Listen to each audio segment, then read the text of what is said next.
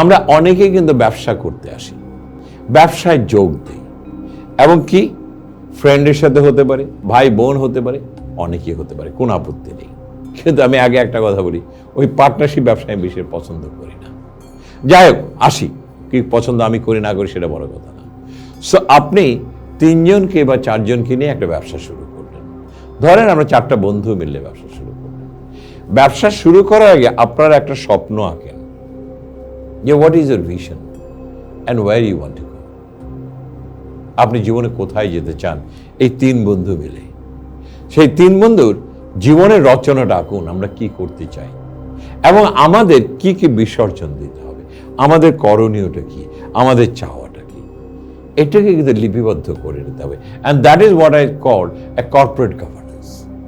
এবং কি পদ্ধতিতে চলবো, কি সিস্টেমে চলবো, কি স্ট্রাকচারে চলবো, কি লজে চলবো, কি বাই লজে চলবো, লিপিবদ্ধ করে নেন অ্যান্ড স্টার্ট ইউর বিজনেস। একটা আপনাদের উদ্দেশ্য একটাই, সবাই 3 জনকে 3 জায়গা থেকে সবাই একমুখী হয়ে যাবেন। And that is achieving the organisational goal. এইটাই আপনাদের সর্বপ্রথম আপনাদের মনস্থির করে নিতে হবে। আমাদের অর্জনের জন্য আমরা এসেছি, বিসর্জন দিতে এসেছি এবং সৃষ্টি করতে এসেছি। এখন আসেন করণীয়টা কি। আপনাদের মতের অনেক বিরোধ হতে পারে, একজনের মতের সাথে আরেকজন মত মিলবে না। এটাকে আপনারা সারফেস করে দেবেন, তুলে ধরবেন যে তুমি এইভাবে চিন্তা করেছো, আমি এইভাবে চিন্তা করছি, অন্যরা বলছে আমি চিন্তা করছি। এখন 3 জনের চিন্তা একই টেবিলে বসে জাস্টিফাই করবেন যে আমি কেন এইটা বলছি, আমি কেন এইটা বলছি, আমি কেন এটা বলছি। জাস্টিফিকেশনের ভিতরে দেখেন কিছু রদবদল করে আপনারা একটা ডিসিশনে উপনীত হতে পারেন কিনা। Because you have to achieve the goal, your ultimate aim is to achieve the goal. এই যে যখন আপনার সারফেস করবেন টেবিলে, হাসি মুখে বলবেন, জানো আমি না এইভাবে কাজটা করতে চেয়েছি, তাহলে এটা এইভাবে হতো। আপনি আরেকজন পার্টনার বলে, শোনো তুমি এইভাবে চিন্তা করছো, আমার মনে হয় আমরা যদি এই কাজটা যদি এইভাবে করি, তাহলে মনে হয় না আমাদের কাজটা এটা হতে পারে। আরেকজন বলে, হ্যাঁ তোমরা 2 জনেরটা আমি শুনলাম, আমার মনে হয় তোমারটাই মনে ঠিক আছে, তুমি চলে যাও। তখন আপনি ওকে আবার জিজ্ঞেস করবেন, আচ্ছা আমি কি আমারটা যাবো না, তুমি এটা আমাকে কি এগ্রি করবে? মতামতের এগ্রিমেন্টে আসতে হবে। ডিসএগ্রিমেন্ট দিয়ে কখনো ডিসিশনে যাবেন না, তাহলে কিন্তু দ্বন্দ্ব বেশি যাবে। এবং আপনারা যারা 3 জন আছেন, যখনই কোনো ডিসএগ্রিমেন্ট হবে, you must listen what other is saying.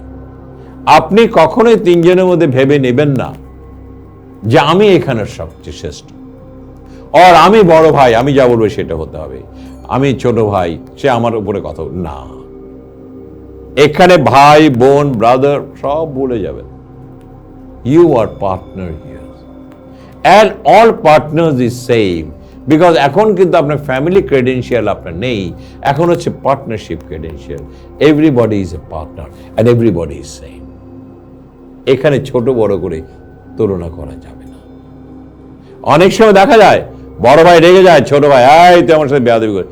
This is a very bad things what you are doing, because আপনার ফ্যামিলি স্টেটাসটা নিয়ে আসতেছেন, কিন্তু অর্গানাইজেশন স্টেটাসটাকে আপনি ব্যাহত করছেন।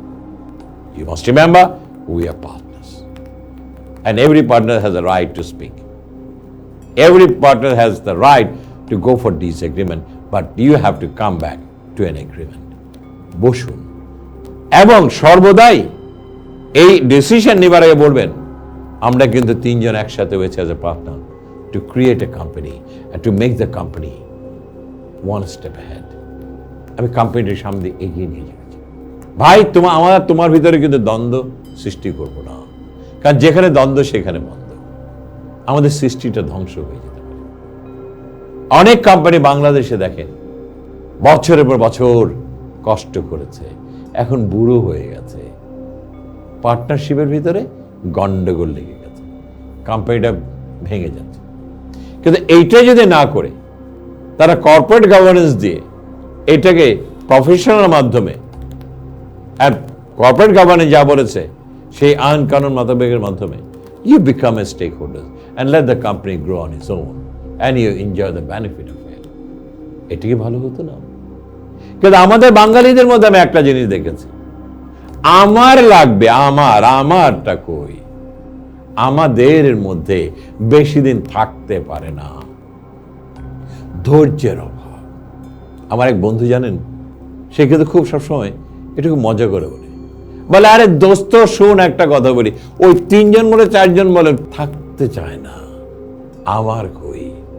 ঘরের বউ আবার তাকে বলে আমাদের কই, আমার ছেলেকে কি দিবা, তোমরা তো 3 জন ছেলা, তুমি মরে গেলে তারপর কি হবে, ওরা তো খায়া ফেলবে। এই হীন মানসিকতা দিয়ে আপনি কখনো কর্পোরেট অর্গানাইজেশন সৃষ্টি করতে পারবেন না, কখনোই না। You made a company, let the company move on its own and you respect the ownership and let the company grow with their corporate governance and with the professional management. Company চলতে থাকবে, আপনার ছেলেরা আপনার ভাগ থেকে জুসটুকু ভাগাভাগি করে খাবে, কোম্পানি 100 বছর রয়ে যাবে। You think of the multinational company, শুরু কিন্তু একজনই করেছিল, সে মরে গেছে, কোম্পানি ভেঙে গেছে না, কিন্তু আমাদের দেশে মরে গেল, শেষ হয়ে গেল, কারণ সেই ধরনের ম্যানেজমেন্ট স্ট্রাকচার নেই এবং সেই ধরনের মানসিকতা আমাদের নেই। এই কারণে বলছি একটু মানসিকতার পরিবর্তন করুন।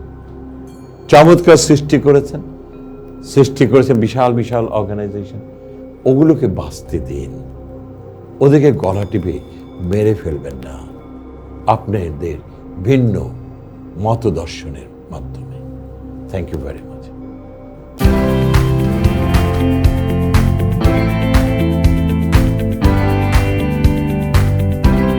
ক্রেতা যা চাইবে সেটা আমার কোয়ালিটি। ক্লিয়ার? আমি কোনো প্রোডাক্ট বিক্রি করি না, আমি কোয়ালিটি বিক্রি